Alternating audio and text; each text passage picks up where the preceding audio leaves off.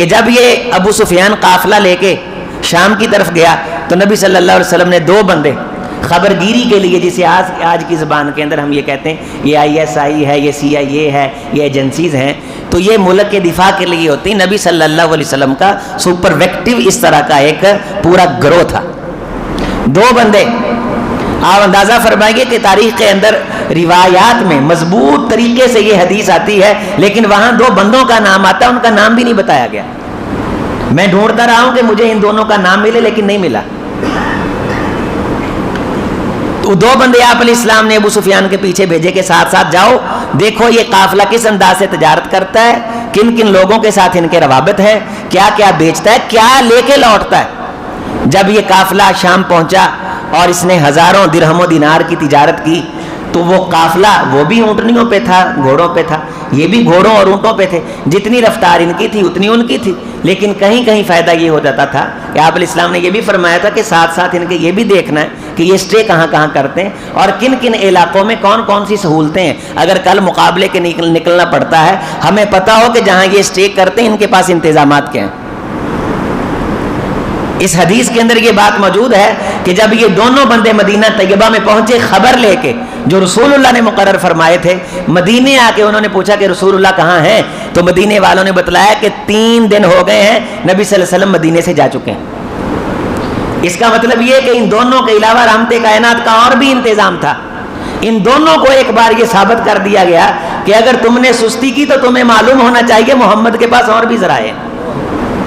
انہیں یہ بتلا دیا گیا خاموشی کے ساتھ کہ آئندہ سے اگر کسی بندے کو کسی مہم پہ بھیجا جائے تو وہ پورے کانوں سے اور جاگتی آنکھوں سے جائے، اور واپسی کے اوپر کبھی پہنچتے ہوئے لیتو لال یا کہیں مٹر گشت کے چکر میں، کھانے پینے کے چکر میں وہ سستی نہ کرے. ان کا اندر ہل گیا کہ ہمارے علاوہ تو کوئی اس مہم پہ نہیں تھا. لیکن رسول اللہ صلی اللہ علیہ وسلم، کیا آپ علیہ السلام پہ وحی نہیں آتی تھی؟ سب کچھ ہونے کے باوجود محمد رسول اللہ اسباب اختیار کرتے ہیں. ہمارے حکمران ہاتھ پہ ہاتھ دھر کے IMF پہ اعتماد کر کے بیٹھے. اللہ پہ اعتماد زیادہ طاقتور ہے یا IMF پہ اعتماد زیادہ طاقتور ہے؟ محمد کا ڈائریکٹ خدا سے رابطہ ہے، لیکن محمد میدان عمل میں محنت کرتے ہوئے نظر آتے ہیں صلی اللہ علیہ وسلم. یہ کہتے ہیں جی جس ملک کا IMF سے رابطہ ہوگا وہ ملک بچ جائے گا، جس کا IMF سے رابطہ نہیں ہوگا وہ ڈوب جائے گا. یعنی تم محنت نہ کرو، بس IMF سے رابطہ کرو. آپ علیہ السلام کی زندگی میں آپ سارے زندہ دل لوگ بیٹھے، کوئی ایک موقع مجھے ڈھونڈ کے دکھائیں کہ میرے محمد نے یہ کہا ہو میرا اللہ سے رابطہ ہے لہذا مجھے مقابلہ کرنے کی ضرورت نہیں ہے. کنفرم تھا، جبریل آتے تھے، رحمت کائنات اپنی آنکھوں سے دیکھتے تھے کہ یہ فرشتے کھڑے ہوئے، جس کی چوکھٹ اللہ تعالیٰ نے سورہ جن کے اندر ہے کہ رحمت کائنات کی درگاہ سے لے کے آسمان کی بلندیوں تک فرشتوں کا پہرا تھا. کیا اس کے باوجود آپ زیرہ نہیں پہنتے تھے؟ اس کے باوجود آپ گھوڑے پہ نہیں بیٹھتے تھے؟ آپ 2-2.5 سیر کی تلوار نہیں اٹھاتے تھے؟ رحمت کائنات سب سے سنگین ترین مقام پہ کھڑے نہیں نظر آتے تھے؟ یہ ایک ریاست کا ذمہ دار حکمران ہوتا ہے.